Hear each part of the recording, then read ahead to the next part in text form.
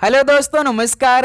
मैं भी एक आप सभी का बहुत बहुत स्वागत करता हूं आपके अपने इस उड़ू परिवार में। तो आप सब कैसे हैं? उम्मीद करता हूं आप सब अच्छे होंगे, स्वस्थ होंगे और आप अपने एसएससी एमटीएस हवलदार एग्जाम 2026 की तैयारी बहुत ही शानदार तरीके से कर रहे होंगे।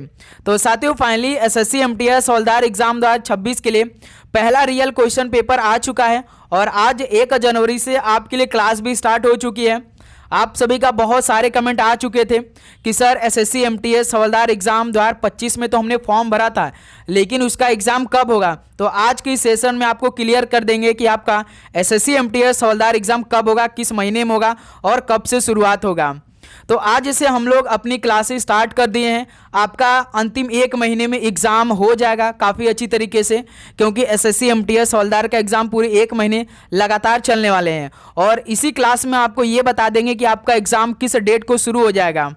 तो साथियों, इस क्लास में पूरे 50 क्वेश्चन को डिस्कस करेंगे, लेकिन बिल्कुल बेसिक से हम लोग शुरुआत करेंगे। जो हमने 2025 में फॉर्म भरा था वहां से अपनी तैयारी शुरू किया था, बीच में हमने गैप कर दिया था, बीच में क्लास हम नहीं कर रहे थे, लेकिन अब बहुत ही अच्छी तरीके से नए पैटर्न पे सारे क्वेश्चन को देखने वाले हैं। आज के पहले क्लास में हम सारे आपको बेसिक क्वेश्चन बताएंगे, बेसिक क्राइटेरिया बताएंगे कि एसएससी एमटीएस हवलदार का एग्जाम किस लेवल का होगा, कैसे होता है, सब कुछ काफ़ी अच्छी तरीके से जानकारी देने वाला आज के सेशन में, जो पहले हम लोग 2025 में अपनी तैयारी में कर रहे थे।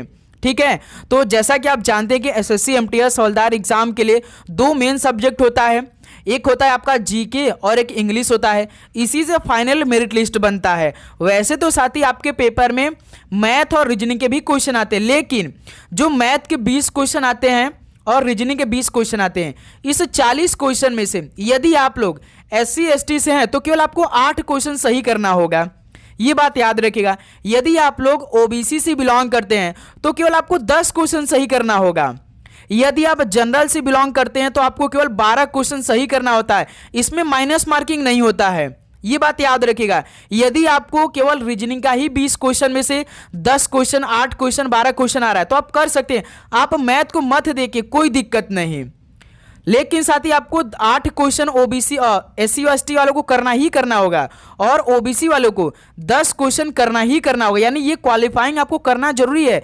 यदि आप लोग क्वालिफाइंग इसे नहीं करेंगे तो आपका जो फाइनल मेरिट लिस्ट बनेगा जीके इंग्लिश, इसका पेपर ही नहीं चेक होगा। ठीक है, तो इसलिए ये कंपलसरी आपको पास करना है। इसलिए मैथ रीजनिंग यदि आपका बेसिक क्लियर होगा तो आप आराम से पास कर ले जाएंगे। बहुत सारे स्टूडेंट तो 40 क्वेश्चन में से लगभग 35 क्वेश्चन सही करके आते हैं, लेकिन समय आपको केवल 45 मिनट का मिलेगा। ये बात याद रखिएगा। अब हम दूसरा सेक्शन की बात करेंगे जो आपका मेन होता है जीके इंग्लिश। जीके का 25 क्वेश्चन आता है, एक क्वेश्चन 3 नंबर का, यानी 75 नंबर का आपका जीके का पेपर होगा। उसी में आपका 25 क्वेश्चन इंग्लिश भी रहेगा, यानी ये भी 75 नंबर का। इस पेपर को सॉल्व करने के लिए आप सभी के पास 45 मिनट का रहेगा, प्लस इसमें माइनस मार्किंग रहता है 1 नंबर का। ध्यान रखिएगा, एक क्वेश्चन सही करेंगे तो आपको 3 नंबर मिलेगा, लेकिन एक गलत करेंगे तो आपका माइनस मार्किंग 1 नंबर सीधे जाएगा। ये ध्यान रखिएगा। ठीक है, तो यहां से आपके पास देखिए समय तो बहुत है भाई, लगभग 6 से 7 महीना आप लोग लगातार अपनी एसएससी एमटीएस हवलदार की तैयारी करें। तो आज के पहले रियल क्वेश्चन पेपर में आपको यही चेक करना है कि आपकी तैयारी किस लेवल की है। तो इस क्लास को आप लोग एज अ टेस्ट लीजिएगा। पूरे 50 क्वेश्चन डिस्कस करेंगे, जीके होगा, इंग्लिश होगा, मैथ होगा और रीजनिंग होगा, पूरे बेसिक क्वेश्चन होंगे और टारगेट आप सभी का 35 क्वेश्चन करने का होगा। तो लास्ट में अपना आप लोग स्कोर करिएगा। तो इस पेपर को सॉल्व करने के लिए हम लगभग आपका 30 से 35 मिनट का टाइम को दे रहे हैं। तो इस 30 से 35 मिनट पे आपको पूरे 50 क्वेश्चन को सॉल्व करना है। ठीक है, तो डेली क्लास आपको दोस्त मेरे एक तो देखिए सुबह 8 बजे मिलेगी और एक शाम 7:30 बजे, ये डेली क्लास की टाइमिंग रहेगी। ये बात याद रखिएगा आप लोग। ठीक है, तो चलिए इस क्लास को शुरू करते हैं।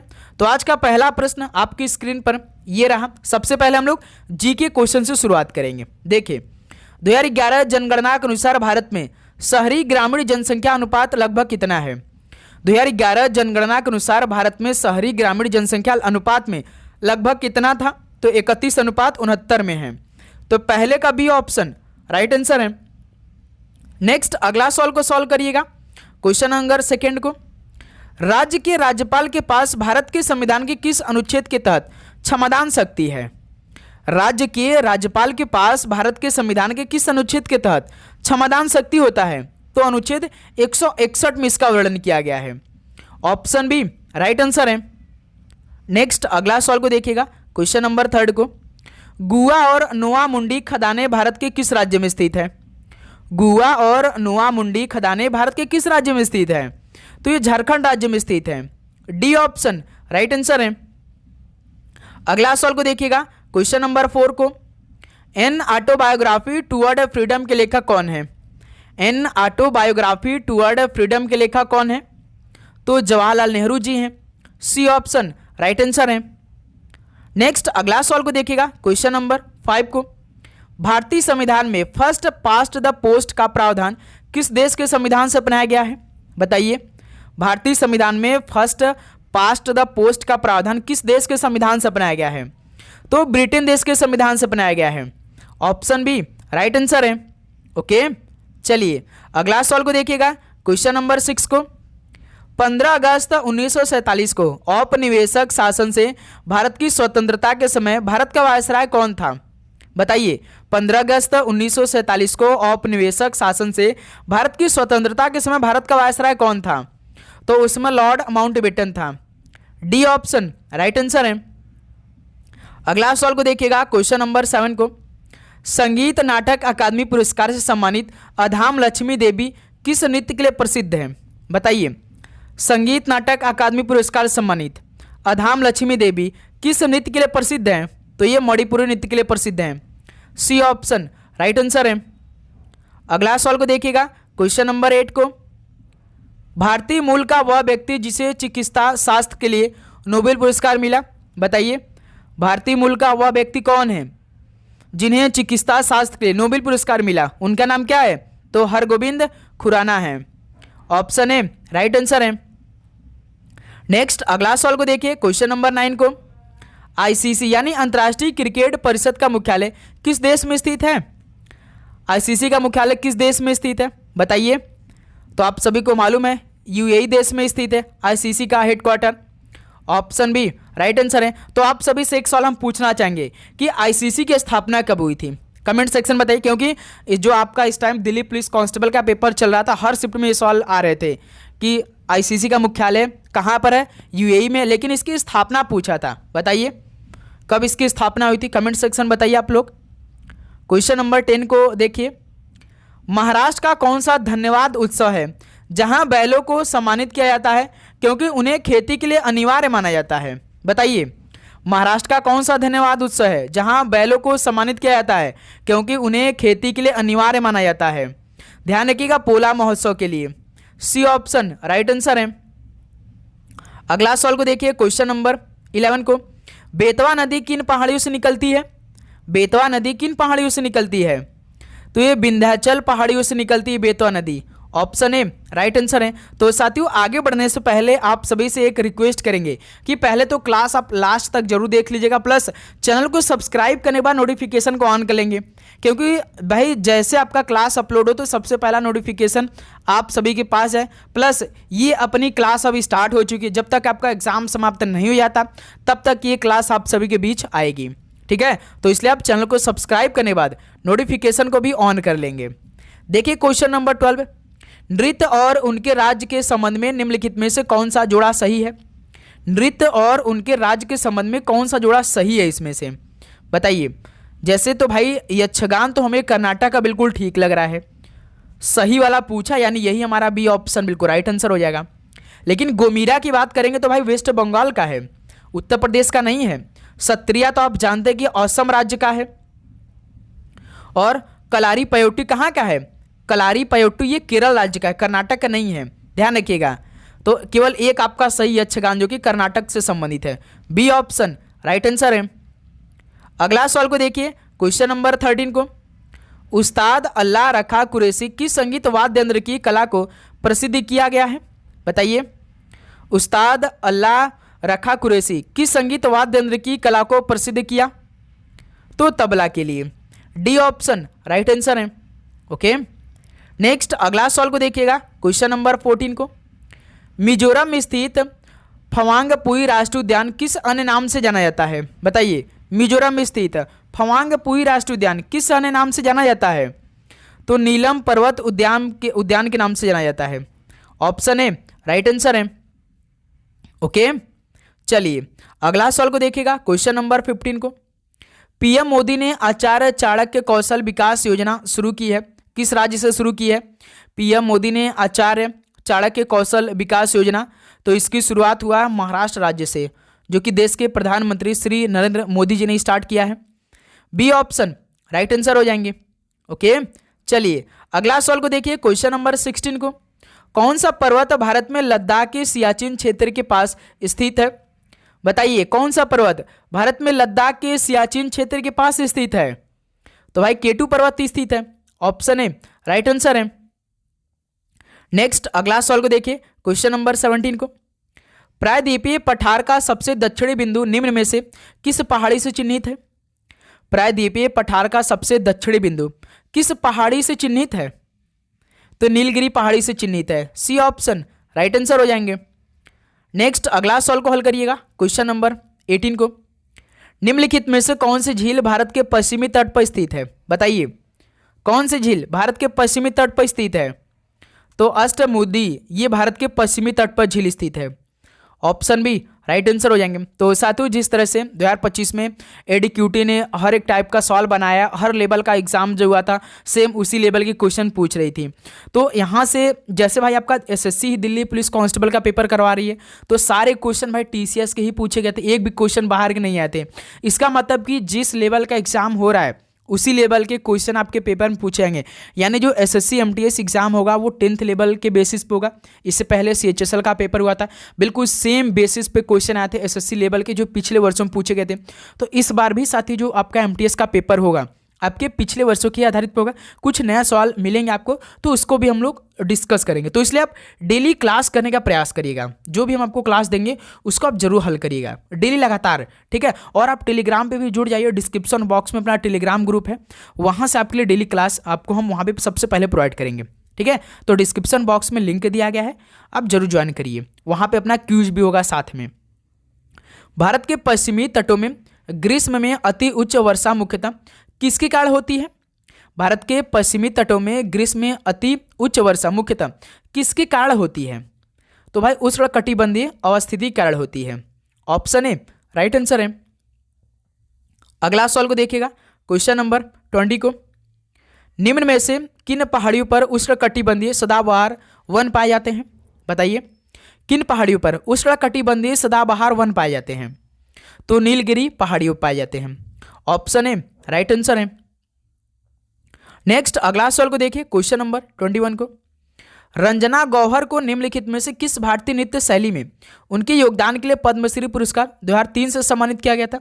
ये तो भाई एमटीएस का फेवरेट सवाल है, ठीक है। और साथियों लगभग 2 दिन बाद हम आपके लिए पूरे 15 टेस्ट का प्रोवाइड कर रहे हैं, तो वो टेस्ट आपको सभी को सॉल्व करना है, क्योंकि लेटेस्ट पैटर्न पे हमने आपके लिए बहुत मेहनत के साथ वो टेस्ट तैयार कर रहे हैं भाई। तो उसको आपको लेकर अपनी तैयारी बहुत ही शानदार करना है, और हम आपको बताएंगे भी कि आपका एग्ज़ाम कब शुरू हो जाएगा। इसी मंथ में आपका एग्ज़ाम स्टार्ट हो जाएगा, समझ जाइए, जनवरी के महीने में। और आपको लगभग 10 जनवरी जाते जाते आपको एसएससी एमटीएस हवलदार का एग्ज़ाम डेट आउट होते हुए दिखेगा। ये आप सभी को मालूम हम अभी से कर दे रहे हैं, ठीक है। भारत की जनगणना 2011 के अनुसार केंद्र शासित प्रदेशों के किस समूह ने उच्चतम लिंगानुपात दर्ज किया? भारत की जनगणना 2011 के अनुसार केंद्र शासित प्रदेशों के किस समूह ने उच्चतम लिंगानुपात दर्ज किया है? बताइए आप सभी साथी क्या बताएंगे? तो पुदुचेरी, लक्षद्वीप, अंडमान और निकोबार द्वीप समूह, इन्होंने भाई उच्चतम लिंगानुपात दर्ज किया। तो बी ऑप्शन इस सवाल का राइट आंसर हो जाएंगे। अगला सवाल को देखिए, क्वेश्चन नंबर 23। निम्नलिखित में से कौन संध्याकार नदी की संस्कृति की एक ऐतिहासिक कविता रामचरित का नायक है? कौन संध्याकर नदी की संस्कृति की एक ऐतिहासिक कविता रामचरित का नायक है? तो रामपाल है, ऑप्शन बी राइट आंसर है। अगला सवाल को देखिएगा, क्वेश्चन नंबर 24 को। हड़प्प नीति भारत के निम्नलिखित में से किस गवर्नर जनरल द्वारा तैयार की गई एक विलय नीति थी? बताइए हड़प्प नीति भारत के किस गवर्नर जनरल द्वारा तैयार की गई एक विलय नीति थी? तो एक लॉर्ड डलहौजी की थी, सी ऑप्शन राइट आंसर हो जाएंगे। अगला सवाल को देखिएगा, क्वेश्चन नंबर 25 को। निम्नलिखित में से कौन सी पारिस्थितिकी तंत्र की 2 बुनियादी श्रेणियां हैं? इनमें से कौन सी पारिस्थितिकी तंत्र की 2 बुनियादी श्रेणियां हैं? एक तो स्थलीय है और एक जलचर है। तो ऑप्शन इस सवाल का बिल्कुल राइट आंसर है। नेक्स्ट अगला सवाल को देखिएगा, क्वेश्चन नंबर 26 को। किस भारतीय गायक या गायिका ने राग सरिता लिखा था? किस भारतीय गायक या गायिका ने राग सरिता लिखा है? तो चिंतामन रघुनाथ व्यास ने लिखा है। ऑप्शन ए बिल्कुल राइट आंसर हो जाएंगे। नेक्स्ट अगला सवाल को देखिए, तो क्वेश्चन नंबर 27 का राइट आंसर दीजिए। 1817 में खुर्दा का विद्रोह निम्नलिखित में से किस क्षेत्र में किया गया था? 1817 में खुर्दा का विद्रोह किस क्षेत्र में किया गया था, यानी किस क्षेत्र में हुआ था? तो उड़ीसा के क्षेत्र में हुआ था। सी ऑप्शन राइट आंसर हो जाएंगे। अगला सवाल को देखिए, क्वेश्चन नंबर 28 को। निम्नलिखित में से किस राजवंश की स्थापना विंध्याशक्ति द्वारा की गई थी? किस राजवंश की स्थापना विंध्याशक्ति द्वारा की गई थी? तो वाकाटक की। सी ऑप्शन राइट आंसर हो जाएंगे। ओके, चलिए अगला सवाल को देखिएगा, क्वेश्चन नंबर 29 को। सुंदरी वृक्ष भारत में किस प्रकार के वनों में पाए जाते हैं? बताइए, सुंदरी वृक्ष भारत में किस प्रकार के वनों में पाए जाते हैं? तो भाई मैंग्रोव वनों में पाए जाते हैं सुंदरी वृक्ष। डी ऑप्शन राइट आंसर हो जाएंगे। ठीक है, लास्ट में आप लोग अपना स्कोर जरूर करिएगा कि आप सभी का आज के सेशन से कितना स्कोर आ, क्योंकि भाई आप अपनी तैयारी बहुत पहले से कर रहे हैं, तो पहले क्लास से आप अपना टारगेट भी कंप्लीट करिएगा। 35 क्वेश्चन का टारगेट है, तो ट्राई करिएगा 35 क्वेश्चन ठीक करने का, लास्ट में स्कोर करिएगा। भारत के सर्वोच्च न्यायालय में भारत के राष्ट्रपति द्वारा नियुक्ति मुख्य न्यायाधीश और अधिकतम कितने अन्य न्यायाधीश शामिल होते हैं? भारत के सर्वोच्च न्यायालय में भारत के राष्ट्रपति द्वारा नियुक्त मुख्य न्यायाधीश और अधिकतम कितने अन्य न्यायाधीश शामिल होते हैं? तो भाई 33 अन्य न्यायाधीश शामिल होते हैं। ऑप्शन ए राइट आंसर है। अगला सवाल को देखिएगा, क्वेश्चन नंबर 31 को। किस बंदरगाह को सैटेलाइट बंदरगाह के रूप में विकसित किया गया है? किस बंदरगाह को सैटेलाइट बंदरगाह के रूप में विकसित किया गया है? तो ध्यान रखिएगा, जवाहरलाल नेहरू बंदरगाह को। बी ऑप्शन राइट आंसर है। अगला सवाल को देखिए, क्वेश्चन नंबर 32 को। किस राज्य सरकार ने वाड़ी जयराम को 2019 के एमएस सुब्बुलक्ष्मी पुरस्कार सम्मानित किया था? किस राज्य सरकार ने वाड़ी जयराम को 2019 के एमएस सुब्बुलक्ष्मी पुरस्कार से सम्मानित किया था? तो तमिलनाडु सरकार ने। ऑप्शन ए राइट आंसर है। ठीक है, चलिए अगला सवाल को देखिए, क्वेश्चन नंबर 33। तो साथियों इंग्लिश का भी क्वेश्चन आपको सॉल्व करना है, क्योंकि भाई 25 क्वेश्चन की बात है, क्योंकि इसी से फाइनल मेरिट लिस्ट बनने वाली इंग्लिश के, तो इंग्लिश का भी क्वेश्चन हमें साथ में देखकर ही चलना है। देखिए, select the most appropriate to substitute the underlined word in the given sentence. यानी Rohit asked Neeta what was the most intriguing book she has read recently. यानी रोहित ने गीता से पूछा, रोहित ने भाई नीता से पूछा कि हाल ही में उन्होंने कौन सी सबसे रोचक किताब पढ़ी, बताइए। लेकिन आपको केवल किसका मीनिंग बताना है? आपको इस इंट्रीग्यूइंग का मीनिंग बताना है। इंट्रीग्यूइंग का मतलब क्या होता है? रोमांचक होता है, रोमांचक होता है, या आप बोल सकते हैं कोई दिलचस्पी बुक है, दिलचस्प कोई बुक है। ठीक, तो बताइए इसका मीनिंग क्या होगा? टेडियस हो जाएगा। बताएंगे आप लोग इस सवाल का परफेक्ट आंसर। जैसे इंट्रीग्यूइंग का मतलब हमने आपसे क्या कि रोमांचक होता है, दिलचस्प होता है, या कोई जिज्ञासा होता है, जिज्ञासु होता है। तो देखिए टेडियस का मतलब क्या होता है भाई? उबाऊ होता है। जैसे कि हम कोई चीज़ पढ़ते तो हमारे अंदर क्या होता है? थकान महसूस होने लगता है, पढ़ने का मन नहीं करता, बोरिंग, जिसे हम बोरियत फीलिंग करने लगते हैं, तो उसको क्या बोलते हैं? टेडियस बोलते हैं। इन सर्कल्ड का मतलब क्या होता है? घेरा हुआ, जैसे कोई घेरा हुआ होता है। ठीक है, प्लस अरेंज का मतलब क्या होता है? अरेंज का मतलब होता है जैसे कि कोर्ट में आरोप लगाना। फिर उसका सबड्यूट का मतलब क्या होता है? शांत होना है भाई। तो हमसे इंट्रीग्यूइंग का मतलब पूछा है, तो इसका मतलब क्या है? जैसे कि रोमांचक, तो सेम इसका क्या हो जाएगा? टेडियस हो जाएगा, उबाऊ हो जाएगा, बोरिंग हो जाएगा, बिल्कुल जिज्ञासु हो जाएगा। ठीक है, तो इस सवाल का ऑप्शन ही क्या हो जाएगा आपका? बिल्कुल राइट आंसर हो जाएंगे। इंट्रीग्यूइंग का मतलब क्या हो जाएगा आपका? टेडियस हो जाएगा। ठीक है, चलिए अगला सवाल को सॉल्व करिएगा, क्वेश्चन नंबर 34 को। Select the incorrectly spelled word. तो बताइए इनमें से कौन सा इनकरेक्ट स्पेलिंग वाला वर्ड है? कंफर्टेबल। ठीक है, कंफर्टेबल मतलब आराम, आरामदायक जो होता है भाई। ठीक है, बैटल मतलब लड़ाई, इसका भी स्पेलिंग ठीक है। चीयरफुल, स्पेलिंग सही है, चेयरफुल जैसे हम खुश होते हैं। डिप्रेस्ड, जो हम डिप्रेस में आ जाते हैं उसका स्पेलिंग क्या होता है? DEPRESSED होता है, आप सभी को मालूम है। लेकिन इसमें देखिए DEPR केवल सिंगल यस दिया है भाई, तो यही क्या हो जाएगा? इनकरेक्ट हो जाएगा। तो डी ऑप्शन राइट आंसर हो जाएंगे। ओके, चलिए अगला सवाल को देखिएगा, क्वेश्चन नंबर 35 को। Read the sentence and identify the error. ये सेंटेंस आपका जैसे ए आपका है, बी है, सी है, डी है, 4 आपको दिया गया है, सेंटेंस पढ़ना है, इसमें से आइडेंटिफाई आपको एरर करना है, कौन सा एरर है बताइए। जैसे देखिए, she sings the song beautiful in the party, no error या नहीं एरर है बताइए। यानी she sings the song beautiful in the party, इसका मतलब साथी बताइए कौन सा आपको इसमें से रॉन्ग दिखाई दे रहा है। जैसे भाई आप ध्यान से पढ़िए तो ब्यूटीफुल क्या है एक, जैसे देखिए she sings the songs beautiful, beautiful क्या होता है भाई, एडजेक्टिव है, आप सभी को मालूम होगा ब्यूटीफुल क्या है, एडजेक्टिव है।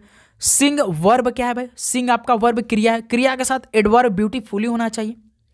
भाई सिंग्स क्या है, वर्ब है, तो इसके साथ क्या आना चाहिए, जैसे सिंग से ही है तो ये क्या है आपका भाई, वर्ब है, वर्ब है ना भाई, क्रिया है, तो इसके साथ क्या आना चाहिए, एडवर्ब आना चाहिए, ना कि भाई एडजेक्टिव आना चाहिए। ये ब्यूटीफुल तो आएगा नहीं, ठीक है, तो इसलिए भाई यहाँ पे एडजेक्टिव की जगह क्या आना चाहिए, एडवर्ब होना चाहिए। अब यही ब्यूटीफुल की जगह यदि हम बात करते ब्यूटीफुली तो ये ठीक रहता भाई, ध्यान रखिए, क्योंकि वर्ब के साथ एडवर्ब बिल्कुल ठीक रहता है, एडजेक्टिव नहीं काम आता है, ठीक है, क्योंकि क्रिया को मॉडिफाई करने के लिए एडवर्ब की जरूरत होती है, ये आप सभी को मालूम होगा, ठीक है, हमेशा याद रखिएगा। सिंग जो है वर्ब क्रिया के साथ एडवर्ब ब्यूटीफुली होना चाहिए मेरे दोस्त, क्योंकि क्रिया को भाई मॉडिफाई करने के लिए एडवर्ब की जरूरत होती है, न कि एडजेक्टिव की जरूरत होती है, इसलिए त्रुटि है। तो यही क्या है, ब्यूटीफुल क्या है, त्रुटि यानी एरर है भाई। तो सी वाला देखिए आपका एरर है, डी ऑप्शन राइट आंसर है। ओके, तो उम्मीद करूंगा दोस्त आप सभी को समझ में आ चुका होगा। नेक्स्ट अगला सवाल को हल करिएगा। Select the incorrectly spelled word, तो इनमें से बताइए कौन सा इनकरेक्ट है। अरेंजमेंट व्यवस्था, ठीक है, अरेंजमेंट मतलब क्या होता है, व्यवस्था, स्पेलिंग ठीक है भाई। कर्ब स्टोन, ये भी ठीक है। इन्फ्लामस, इन्फ्लामस का मतलब क्या होता है, बदनाम होता है, ठीक है, ये भी आपका ठीक है। सब जुगेटर, अब ये भी बताइए भाई, इन देखिए भाई जो यहां से इन्फ्लामस है इसमें यल नहीं रहता भाई, इन फेमस रहता है केवल, in F M O U S, infamous का मतलब होता है कि बदनाम, ध्यान रखिएगा भाई, यही आपका स्पेलिंग क्या था, इनकरेक्ट था। सही आपका क्या होता, I N F M O U S होता, सिंपल सा। सब जुगेटर का मतलब क्या होता है, वशीकरण होता है, जो कोई वशीकरण करता है ना उसको क्या बोलते हैं इंग्लिश में, सब जुगेटर बोलते हैं, ठीक है, ध्यान रखिएगा। तो इसमें इनकरेक्ट कौन है, सी ऑप्शन, इनफ्लामस, इनफेमस होता है, इनफेमस मतलब बदनाम होता, सी ऑप्शन राइट आंसर है। ओके भाई, आप चैनल को जरूर सब्सक्राइब करके नोटिफिकेशन को ऑन कर लेंगे। Correct the underline part of the sentence, this mango is bitterer, बताइए correct the underline part of the sentence, बताइए बिटर की जगह क्या हो जाएगा भाई आपके अनुसार। भाई बिटर जो है ना वो इंग्लिश में ही क्या है, रॉन्ग है, यानी गलत है भाई, इंग्लिश में ही गलत है भाई। बीटर का यदि हम बात करेंगे, यदि बीटर का कंपैरेटिव रूप देखेंगे तो क्या होना चाहिए, मोर बेटर होना चाहिए भाई, मोर बेटर होना चाहिए भाई। तो इसलिए दिस मैंगो इज बीटर, यानी ये मैंगो, ये आम क्या है, कड़वा होता है, यानी मोर बीटर आपका क्या होना चाहिए, ठीक हो, यानी दिस मैंगो इज बीटर होना चाहिए भाई, सिंपल सा, सी ऑप्शन इस सवाल का राइट आंसर है। ओके चलिए अगला सवाल को देखिएगा, क्वेश्चन नंबर 38 को।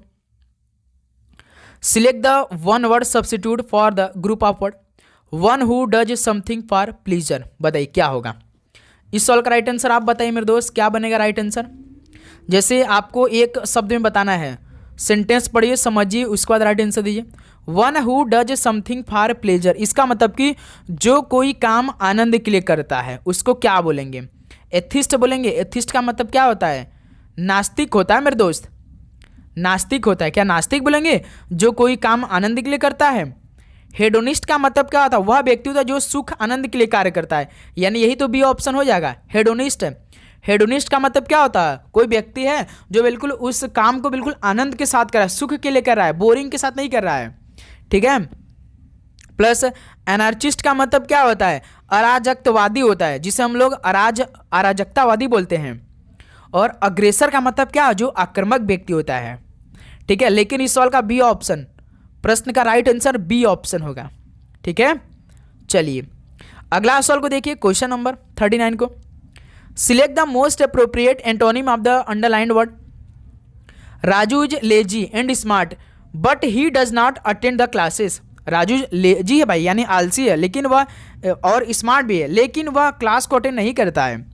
इसका मतलब कि बताइए, लेजी मतलब आप सभी को मालूम है कि आलसी। तो जैसे कि जीनियस का मतलब क्या होता है, आपको एंटोनिम बताना है भाई, यानी विलोम शब्द उल्टा बताना है। लेजी का आलसी, तो इसका उल्टा क्या होगा, जैसे कि जीनियस क्या होता है, प्रतिभाशाली होता है। आप जीनियस बने हैं क्योंकि इस बार आपको भाई एसएससी एमटीएस का पेपर क्रैक करना है। लैक्स का मतलब क्या होता है, आलसी होता है दोस्त, इसका तो सिनोनिम्स हो जाएगा। इंडस्ट्रियस का मतलब क्या होता है, मेहनती, तो यही क्या हो जाएगा, मेहनती, बिल्कुल राइट आंसर हो जाएगा भाई। आलसी का उल्टा क्या होगा, मेहनतिया होगा, तो सी ऑप्शन राइट आंसर हो जाएगा। ठीक है, और स्नोबिस का मतलब क्या होता है, घमंडी होता है। ठीक है, तो सी ऑप्शन राइट आंसर है। अगला सवाल को देखिए, क्वेश्चन नंबर 40 को। Select the incorrectly spelled word. बताइए इनमें से कौन सा इनकरेक्ट है भाई। बिलीव है, कॉन्सियस है, ऑकरेंस है, रिसीव है। बताइए कौन सा इनकरेक्ट है, सभी दोस्त बताएंगे। जैसे बिलीव मतलब क्या होता है, विश्वास, स्पेलिंग चेक करते रहिएगा आप लोग, ये ठीक है। कॉन्सियस का मतलब क्या होता है भाई, चेतन, किसी चीज का चेतन करना, कॉन्सियस यानी। ऑकरेंस, ऑकरेंस का घटना जो होता है उसका स्पेलिंग क्या होता है, O double C U double R होता है भाई, ENCE। ऑकरेंस मतलब क्या होता है, घटना होता है कोई, तो यही क्या हो जाएगा, स्पेलिंग गलत है, तो C option right answer. Receive मतलब क्या होता है, किसी चीज का प्राप्त करना। ठीक है, तो सी ऑप्शन राइट आंसर है। अगला सवाल को देखिए, क्वेश्चन नंबर 41 को। Select the most appropriate option to fill in the blanks. I am calling to thank you the present you sent. मैं आपके द्वारा भेजे गए उपहार के लिए धन्यवाद देने के लिए फोन कर रहा हूं। यानी भाई I am calling to thank you for the present you sent, यानी डी ऑप्शन। सिंपल से भाई, ये तो सवाल पढ़ते पढ़ते आंसर आ गया। आप जानते हैं थैंक यू फॉर एक समान एक्सप्रेशन होता है, thank you for this gift ऐसे हम बोलते हैं ना, यानी इसमें क्या होगा, I am calling to thank you for the present you sent. ठीक है, तो डी ऑप्शन राइट आंसर है। अगला सवाल को देखिए, क्वेश्चन नंबर 42 का राइट आंसर क्या होगा। Select the most appropriate option to the fill in the blanks. He pressed the just in time to avoid the accident. बताइए, जैसे कि दुर्घटना से बचने के लिए उसने समय पर बटन दबा दिया, यानी he press the brake. Brake का स्पेलिंग क्या होता है, BRAK, यानी he press the brake just in time to avoid the accident, यानी दुर्घटना से बचने के लिए उसने समय पर बटन दबा दिया, नहीं तो एक्सीडेंट हो जाता। बी ऑप्शन राइट आंसर है। ओके, अगला सवाल को देखिएगा, क्वेश्चन नंबर 43 को। अदिति ने अपना स्कूटर 40,675 में बेचा, जिससे उसे विक्रय मूल्य की 1/5 भाग के बराबर लाभ प्राप्त हुआ। लाभ प्रतिशत ज्ञात करिए। बताइए, तो भाई अदिति ने एक स्कूटर आपका 40,675 में बेचा, यानी एसपी कितना है इसमें भाई, 40,675 एसपी है। यदि हम लाभ निकाले 1/5 का, तो भाई यदि भाई हम लोग प्रॉफिट निकाल ले एसपी का 1/5, तो एसपी आपका 40,675 दिया है, का मतलब गुणा होता है, इसका 1/5 निकाल लीजिए, तो लाभ यहाँ से कितना आ जाएगा भाई, 5 और 40, 5 एकम 5, 5 तेई 15, 2 5 सत्ते 35, ठीक, 5 सत्ते 50, 25, यानी 8,135 यहाँ से हमारा लाभ आ जाएगा। लाभ हमारा 8,135 आ गया। अब यहाँ से कास्ट प्राइस क्या होता है, लागत मूल्य, यानी लागत मूल्य जो हमारा कास्ट प्राइस कैसे निकालेंगे भाई, सीपी बराबर क्या कर सकते हैं भाई, एसपी माइनस लाभ कर सकते हैं। एसपी कितना है इसमें 40,675 है, लाभ कितना भाई, अभी हमने लाभ निकाला था 8,135। लाभ हमने कैसे निकाला था भाई, लाभ हमने निकाला था एसपी का 1/5, यानी जो स्कूटी अपनी बेच रही अदिति 40,675 में, उसका 1/5 भाग के बराबर में, तो 8,135 निकाला था। तो यहाँ से कितना आ जाएगा, कॉस्ट प्राइस कितना हो जाएगा, 40,675 में से 8,000 यानी 32 ये हो जाएगा, और 675 में से 135 यानी 32,540, 540 बिल्कुल, तो यहाँ से 32,540 हो जाएगा, यहाँ से आपका 540 हो जाएगा। अब यहाँ से हमें लाभ प्रतिशत निकालना है। सब कुछ मिल चुका भाई। अब यदि हम लोग प्रॉफिट परसेंटेज निकालेंगे तो क्या होगा, प्रॉफिट यानी लाभ बटे में कास्ट प्राइस इंटू 100। प्रॉफिट हमने अब कितना निकाला था भाई, 8,135 रुपये निकाला है। कास्ट प्राइस आपका कितना है, अभी हमने निकाला 32,540 इंटू 100 कर दिया, आपका आंसर आ जाएगा। चलिए तो भाई प्रॉफिट परसेंटेज निकालेंगे तो प्रॉफिट आपका कितना हमने निकाला था, 8,135। कास्ट प्राइस कितना निकाला था, 32,540 मल्टीप्लाइड बाई 100। इसको सॉल्व करिएगा आप लोग तो आपका कितना आएगा, 25% आएगा। कितना आएगा भाई, 25%, जो कि सी ऑप्शन बिल्कुल राइट आंसर हो जाएंगे। ओके, ध्यान रखिएगा आप लोग। चलिए अगला सवाल को देखिएगा, क्वेश्चन नंबर 44 को। 40 kg, 49 kg, 56 kg, 71 kg और 38 kg वजन के 5 सदस्यों वाले परिवार का औसत वजन केजी में ज्ञात करिए। बताइए एवरेज कैसे निकालते हैं, सभी संख्याओं को जोड़ते हैं पहले। 40 प्लस 49 प्लस 56 प्लस 71 प्लस 38 बटे में टोटल जितनी संख्या उससे भाग कर देनी 5 संख्या। 8 1 9 6 15 15 9 24 का 4 2 3 7 3 10 10 5 15 15 4 19 19 4 23 23 2 25 यानी 254/5 यानी मेरे दोस्त 50.8 आएगा। सिंपल सा देखिए, 50 25 4 आएगा, 0 बढ़ेगा 40 हो जाएगा, 5 और 40 यानी बी ऑप्शन इस सवाल का राइट आंसर हो जाएगा। 50.8 आपका बिल्कुल परफेक्ट आंसर हो जाएंगे। ठीक है, चलिए अगला सवाल को हल करिए तो क्वेश्चन नंबर 45 को। 3 वर्षों के लिए 5% वार्षिक ब्याज दर पर उधार ली गई राशि ₹2500 पर साधारण ब्याज रुपीज में ज्ञात करिए। यहां से आपको एसआई पूछ दिया है, क्या होता है formula, principal into rate into time बटे में 100। प्रिंसिपल सबसे अधिक नंबर में होता है 2500, रेट हमेशा परसेंटेज में 5%, टाइम 3 बटे में 100। 00 से 00 कैंसिल, 25 पंजे 125, 125 तिया कितना हो जाएगा, 125 तिया, 3 5 15 के 1, 3 9 6 7, 3 1 कम 3 है 375, जो कि डी ऑप्शन बिल्कुल राइट आंसर हो जाएंगे। ओके, चलिए अगला सवाल को हल करिए, क्वेश्चन नंबर 46 को। 4 अंकों की वह सबसे बड़ी संख्या कौन सी जो 15, 25, 40 और 75 में से प्रत्येक से विभाज्य है। बताइए, इस सवाल का राइट आंसर आप सभी को देना है। बताइए दोस्त, इस सवाल का राइट आंसर क्या होगा। यदि आप सभी से इस तरह का सवाल पूछ दे तो सबसे पहले आपको इन सभी का एलसीएम निकाल लेना है। 15, 25, 40 और 75, इसका एलसीएम कितना होगा। तो भाई आप जानते हैं कि सबसे बड़ी चार की संख्या कितनी होती है, 4 9 होता है, 9,999 होता है। ये तो आप सभी को मालूम होगा। जब साथ ही आप लोग इसका एलसीएम निकालेंगे 15, 25, 40 और 75 का, तो इसका एलसीएम कितना आएगा बताइए। तो दोस्त मेरे इसका एलसीएम आएगा आपका 600 आएगा। तो देखिए, जब आपने इसका एलसीएम निकाला, जो 4 अंकों की सबसे बड़ी संख्या 9,999 है, तो जो आपने एलसीएम निकाला इसको भाग कराइए। तो इसका भाग जब आप कराएंगे तो कितना आएगा, 16.665 आ जाएगा। अब देखिए निकटतम पूर्णांक का भागफल कितना हो जाएगा, 16 आ गया भाई। निकटतम जो आपका पूर्णांक भागफल हम कितना मान लेते हैं, 16 मान लेते हैं। ठीक है, अब जब 16 हम मान लेते हैं तो डायरेक्ट आपको क्या करना है, जो आपने 600 ये एलसीएम निकाला है, इसी 600 का मल्टीप्लाई 16 में कर दिया, आपका आंसर आएगा 16 6 का 96 होता है, यानी 900। यानी जो आपका 4 अंकों की सबसे बड़ी संख्या कौन से, जो 15, 25, 40 और 75 में प्रत्येक से विभाज्य करे, वो 9600 है। यानी पहला ऑप्शन इस सवाल का राइट आंसर है। ध्यान रखिएगा। ठीक है, पहले आपको एलसीएम निकाल लेना है, जो 4 अंकों की सबसे बड़ी संख्या उसको पहले भाग करा देना है। 4 अंकों की सबसे बड़ी संख्या 4 9 होता है, उसको भाग कराइए, समथिंग आएगा। आपको पॉइंट नहीं लेना है, सिंपल जो आपका पूर्णांक है, यानी जो निकटतम पूर्णांक भागफल है 16 है, उसको लेना है। 16 से आपको जो आपने एलसीएम निकाला उससे मल्टीप्लाई कर दीजिए, आपका आंसर आ जाएगा। ठीक है, ध्यान रखिएगा आप लोग। चलिए अगला सवाल को देखिएगा, क्वेश्चन नंबर 47 को। यदि प्लस और माइनस को आपस में बदल दिया जाए तथा गुणा और भाग को आपस में बदल दिया जाए तो निम्नलिखित समीकरण में प्रश्नवाचक के स्थान पर क्या आएगा। तो साथियों यहाँ पे समीकरण दिया है, लेकिन सवाल में आपको प्लस माइनस बदलना है, गुणा भाग भी बदलना है इसी समीकरण में। उसके बाद आप लोग इस सवाल को हल करेंगे।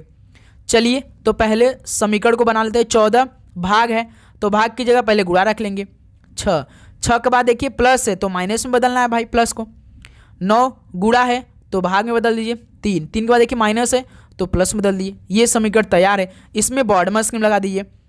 14 छक्का कितना हो जाएगा, 84 हो जाएगा, माइनस 3 का भाग 9 में 3 बार में, +2, ये देखिए +2 में है, ये +84 में कितना हो जाएगा, +86 - 3 कितना हो जाएगा, 83 हो जाएगा। यानी इस सवाल का सी ऑप्शन राइट आंसर है। ओके, चलिए अगला सवाल को हल करिए। तो क्वेश्चन नंबर 48 को, इस सवाल को हल करिए भाई। एक निश्चित कोड भाषा में दिस इज बुक को LOMORO के रूप में लिखा जाता है। दिस इज मी को MOLOPO के रूप में लिखा जाता है। इसी कोड भाषा में मी को कैसे लिखा जाएगा, बताइए भाई। इस बार का नया सवाल आपके पेपर में आएगा। जैसे दोस्त मेरे आप सभी सिंगल मी पूछा है ना, मी पूछा है, लेकिन हम कॉमन चेक करेंगे। जब कॉमन हम चेक करते हैं तो देखिए दिस इज बुक, इसमें तो मी है ही नहीं, मी तो केवल एक में है, दिस इज मी। यानी हमारा आंसर या तो यमो आएगा, येलो आएगा, पीओ आएगा। जब साथी सिंगल पूछता तो पहले हम लोग कॉमन वाला मेथड इस्तेमाल करते हैं। जब कॉमन वाला हमें मेथड नहीं मिलता है तो हम दूसरा मेथड कौन सा अप्लाई करते हैं, एलिमिनेशन मेथड। एलिमिनेशन मेथड किस में लगता है, उसके कोड में। जैसे देखिए पहला का कोड कहाँ दिया है, LO MO और RO, ये पहले का कोड है।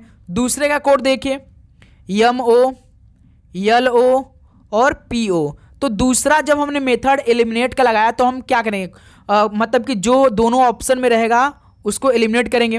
देखिए यानी LO इसमें भी है, LO इसमें, तो इसको हम क्या करेंगे भाई, एलिमिनेट कर देंगे।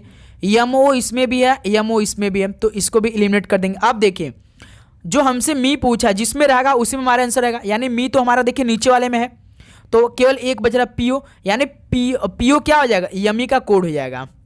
यमी का कोड क्या हो जाएगा भाई, PO हो जाएगा। ध्यान रखिएगा, डी ऑप्शन जिसमें रहेगा उसी में हमारा आंसर होगा। देखिए दिस इज मी में केवल क्या, YMO YELO PO देखिए किसी में कॉमन नहीं आपको मिलेगा, लेकिन जिसमें रहेगा उसी में आंसर, जो पूछा रहेगा जिसमें रहेगा उसी में आंसर है। मी हमसे पूछा तो मी इसमें, दिस इज मी में, तो इसी में हमारा आंसर मिल गया PO। ठीक है, तो ऐसा आप सभी को हल करना है। अगला सवाल को देखिएगा, क्वेश्चन नंबर 49 को। इस सवाल को हल करिए जरा आप लोग। तो AD KN Y और Z एक वृत्ताकार मेज के चारों ओर केंद्र को ओर मुख करके बैठे हैं। यानी 2 2 4 2 6 व्यक्ति हैं भाई। एक वृत्ताकार मेज है, इसमें हमें 6 लोग को बैठाना है। 1 2 3 4 5 6। ठीक, देखिए Z जो है ना वो D के दाएं से तीसरे स्थान बैठा है, यानी D के राइट साइड से तीसरे स्थान पे Z बैठा है। तो भाई D को हम यहाँ बैठा लेते हैं, तो इसके राइट साइड में Z को यहाँ बैठाएंगे तभी तो तीसरा स्थान पे होगा, क्योंकि पहला स्थान ये है, दूसरा स्थान ये, तीसरा स्थान ये है। यानी D के राइट साइड में तीसरे स्थान पे Z हमने बैठा दिया।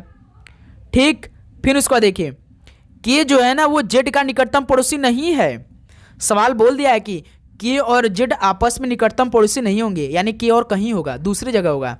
अब अगला लाइन पढ़िए भाई। ए जो है ना वो जेड के बाएं से दूसरे स्थान बैठा, यानी ए जो है वो जेड के बाएं से दूसरे स्थान पे। जेड तो यहाँ बैठा, लेकिन जेड के बायां यानी लेफ्ट साइड से, यानी किधर होगा भाई, इधर होगा, इधर ही होगा भाई जेड का लेफ्ट साइड। तो ए यहाँ बैठ जाएगा दूसरे स्थान पर। ठीक, अब देखिए एन जो है ना ए का निकटतम पड़ोसी नहीं है, ये भी सवाल बोल दिया भाई। यानी के जो है ना जेड का निकटतम पड़ोसी नहीं है, फिर उसके बाद एन भी ए का निकटतम पड़ोसी नहीं है। अगली लाइन पढ़िए। यानी अब तो साथी देखिए के को हम यहाँ बैठा देते हैं भाई, और एन को यहाँ बैठा देते हैं। ठीक, तभी तो देखिए ए का निकटतम पड़ोसी एन नहीं होगा और जेड का निकटतम पड़ोसी के नहीं होगा। अभी एक यहाँ पे बैठा नहीं, कौन नहीं बैठा, यहाँ पे किसको बैठा देते हैं, ए बी वाई नहीं बैठा तो वाई को यहाँ बैठा दिया जाए भाई, सिंपल सा सवाल क्या पूछा। देखिए ए और के बीच में कौन बैठा है, ए यहाँ बैठा है के यहाँ बैठा है। देखिए ए आपका यहाँ बैठा है कि यहाँ बैठा है, तो इसके बीच में कौन बैठा है, डी बैठा है भाई, डी बैठा है। यानी हमारे डी और पहला ऑप्शन बिल्कुल राइट आंसर हो जाएंगे। किसी प्रकार का डाउट इस सवाल को सॉल्व करने में आप सभी को, तो उम्मीद करूंगा दोस्त आप सभी को बहुत अच्छी तरीके से समझ में आ चुका होगा।